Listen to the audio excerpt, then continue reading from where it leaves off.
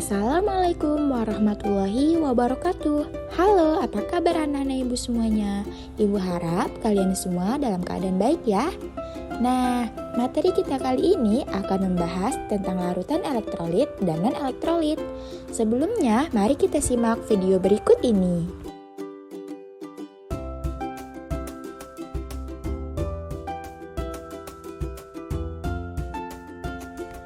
Kompetensi dasar 3.8 menganalisis sifat larutan elektrolit dan non-elektrolit berdasarkan sifat daya hantar listriknya.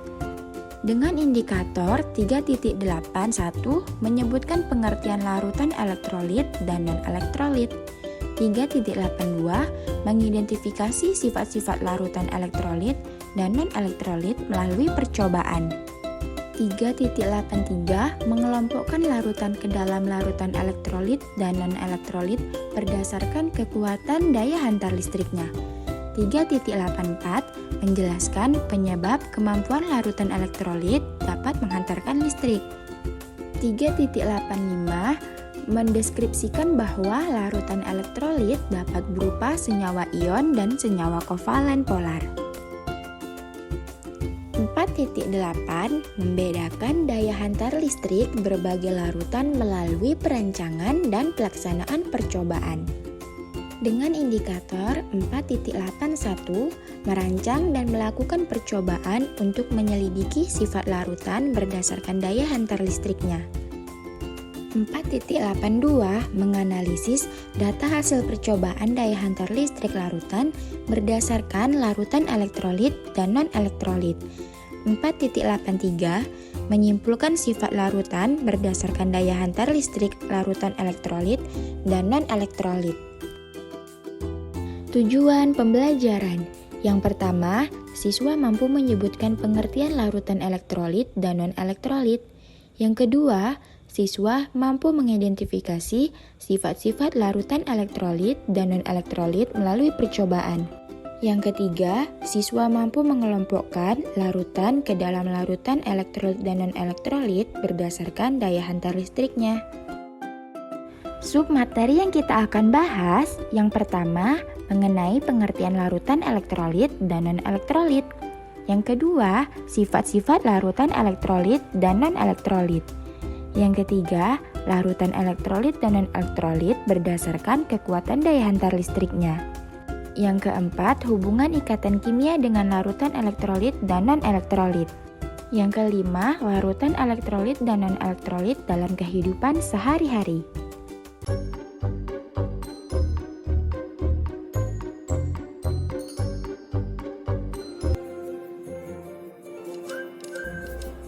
Pembelajaran kita kali ini mengenai larutan elektrolit dan non-elektrolit.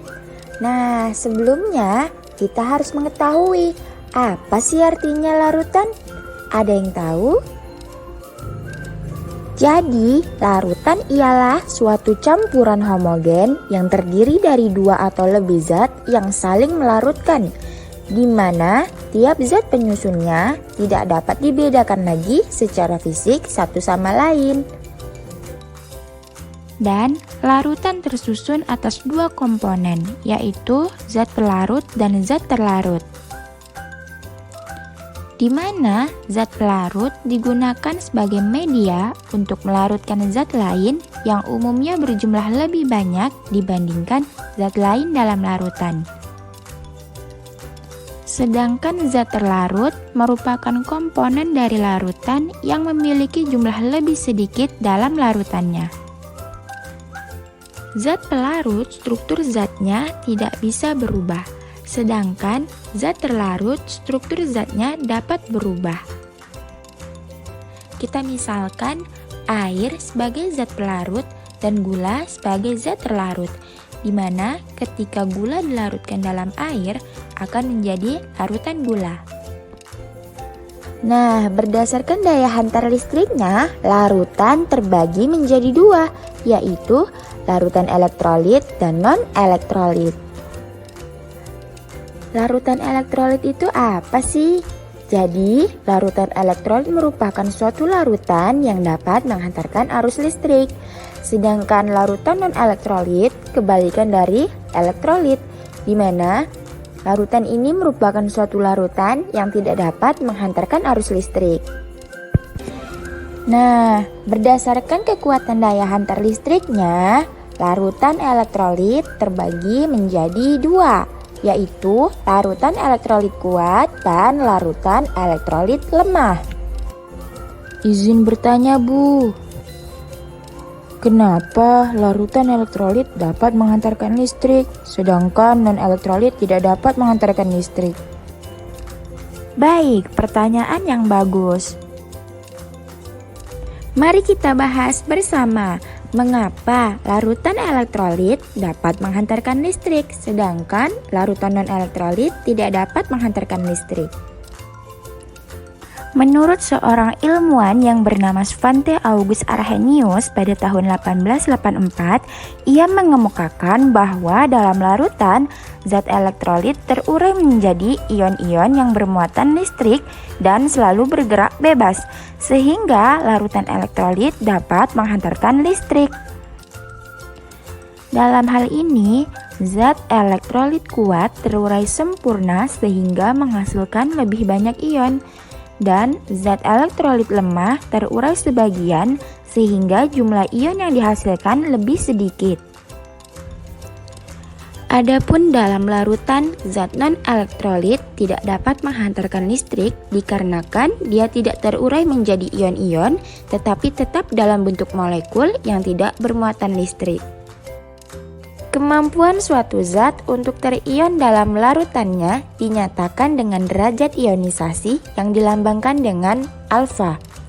Untuk elektrolit kuat, derajat ionisasinya 1. Untuk elektrolit lemah, derajat ionisasinya lebih kecil dari 1 dan lebih besar dari 0. Untuk non-elektrolit, derajat ionisasinya sama dengan 0. Derajat ionisasi adalah parameter suatu larutan elektrolit di mana secara matematis nilainya adalah perbandingan jumlah mol dari zat yang terionisasi dengan zat mula-mula.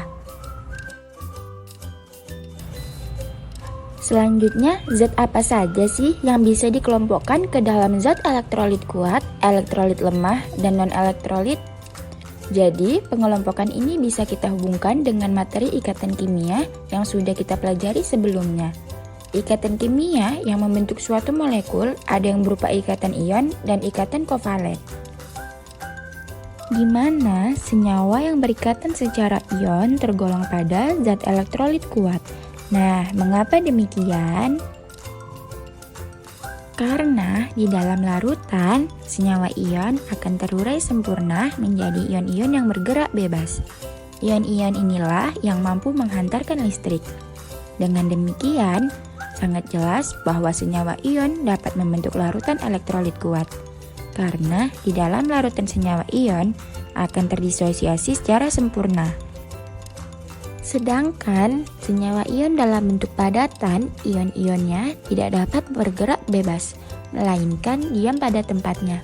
Oleh karena itu, padatan senyawa ion tidak menghantarkan listrik. Akan tetapi, jika senyawa ion dalam bentuk lelehan dan larutan, maka ion-ionnya bergerak bebas, sehingga larutan dan lelehan dapat menghantarkan listrik. Adapun contoh senyawa ion yang tergolong pada zat elektrolit kuat yaitu NaCl, NaBr, CaCl2, dan BaCl2. Selanjutnya, senyawa yang berikatan secara kovalen terbagi atas kovalen polar dan kovalen nonpolar. Di mana dalam larutan senyawa kovalen polar mampu menghantarkan arus listrik dengan baik. Hal tersebut terjadi karena senyawa kovalen polar dalam air akan terdisosiasi menjadi ion-ion secara sempurna dan menghasilkan elektrolit kuat.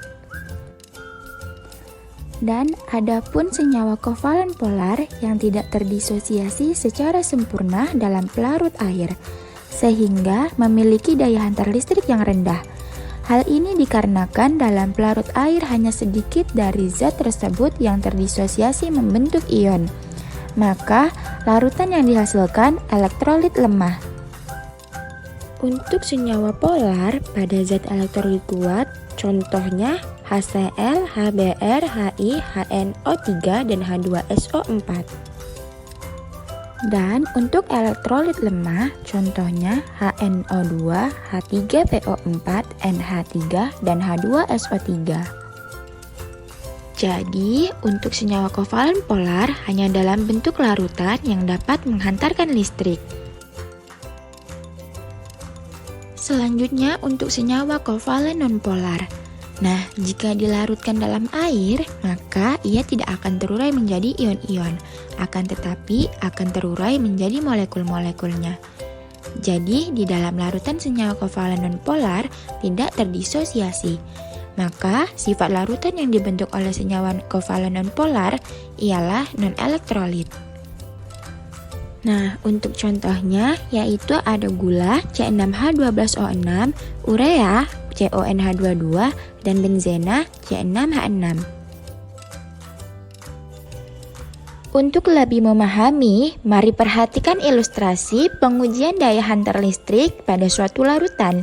Kita ambil sampel larutan garam, larutan cuka, dan larutan gula dengan menghubungkan baterai, lampu, kabel, dan elektroda, kemudian mencelupkan elektroda ke dalam masing-masing larutan.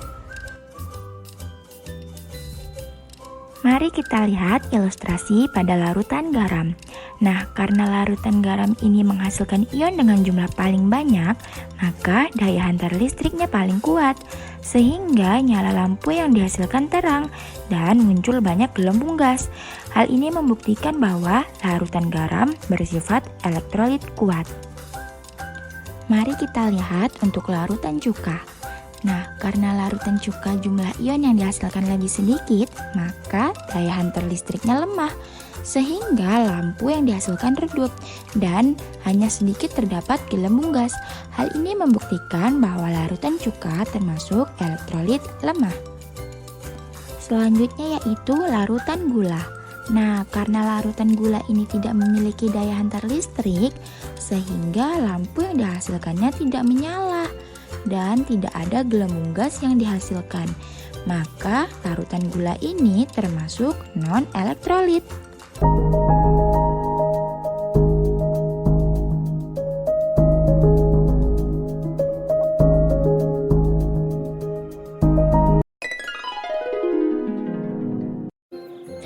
Hai Vino, sedang apa kamu di sini?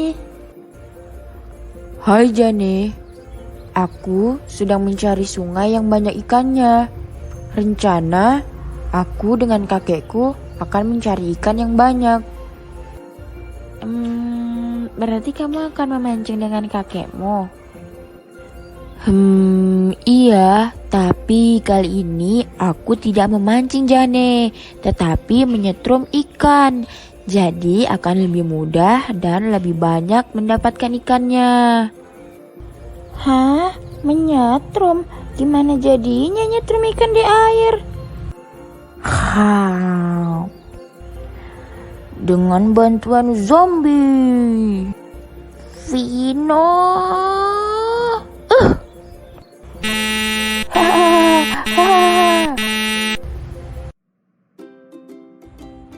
Mari kita bahas bersama mengapa proses penyetruman ikan bisa terjadi di sungai.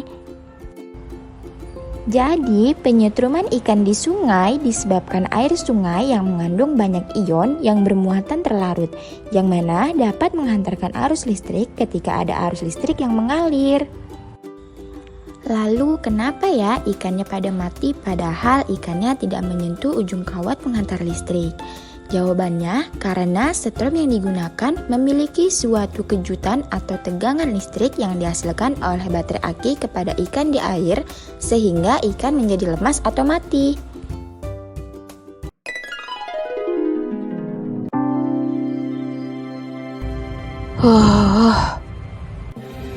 Kenapa kamu, Van? Aku habis berolahraga, jogging dari rumah ke stadion. Rasanya tubuhku masih capek, padahal aku sudah membeli es krim, tapi rasanya masih haus. Ya ampun, harusnya kamu minum minuman isotonik karena tubuh kamu kekurangan cairan. Oh ya, kenapa harus isotonik? Ya, betul. Kenapa harus minuman isotonik? Karena minuman isotonik merupakan jenis air minum pengganti ion tubuh dan termasuk jenis larutan elektrolit. Minuman isotonik pada dasarnya terbuat dari garam mineral dan gula yang diperlukan oleh tubuh. Garam mineral di dalam tubuh akan membentuk ion positif dan negatif seperti halnya larutan elektrolit. Ion tersebut berfungsi untuk menjaga kadar air dalam tubuh. Dengan adanya ion, sel akan mudah mengatur keluar masuknya cairan. Lalu, bagaimana kita bisa kekurangan ion saat beraktivitas? Ion berperan untuk menggiring air menuju ke kelenjar keringat bila suhu tubuh kita mulai naik. Dan keringat akan membawa kalor dari tubuh dan melepaskannya ke udara, sehingga terdapat kulit dengan rasa asin. Dengan minuman isotonik dapat mengembalikan ion yang hilang dan dapat memberikan energi setelah beraktivitas.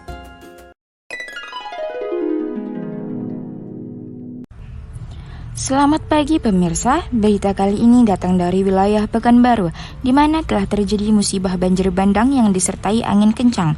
Hal ini sangat meresahkan para warga dan mengganggu aktivitas warga. Akibatnya banyak pepohonan yang tumbang. Para tenaga listrik pun dengan terpaksa memutuskan aliran arus listrik, guna mencegah terjadinya gangguan arus listrik. Tahukah kalian mengapa jika terjadi banjir di suatu daerah, maka aliran listrik di daerah tersebut akan dipadamkan? Selain untuk mencegah kerusakan pada peralatan instalasi listrik, pemadaman listrik ini bertujuan mencegah masyarakat agar tidak tersengat oleh aliran listrik. Hal ini disebabkan karena banjir yang disebabkan oleh air hujan dikhawatirkan mengandung ion-ion yang dapat menghantarkan listrik.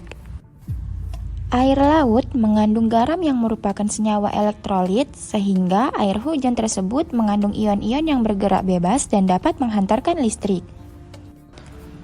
Inilah alasannya mengapa ketika terjadi banjir di suatu daerah, aliran listrik akan dipadamkan. Selanjutnya, untuk menguji pemahaman anak-anak ibu, mari kita bantu Vino dalam menyelesaikan pertanyaan ini. Tentukan manakah jalan yang menunjukkan elektrolit kuat, elektrolit lemah, dan non-elektrolit. Apakah jawabannya A, jalan A, C, dan B? Apakah B, jalan C, A, dan B? Atau C, jalan A, B, C? Pertanyaan selanjutnya. Manakah pernyataan yang benar dari pasangan senyawa berikut berdasarkan larutan di atas? Apakah A. Vino, B. Ivan, atau C. Jane?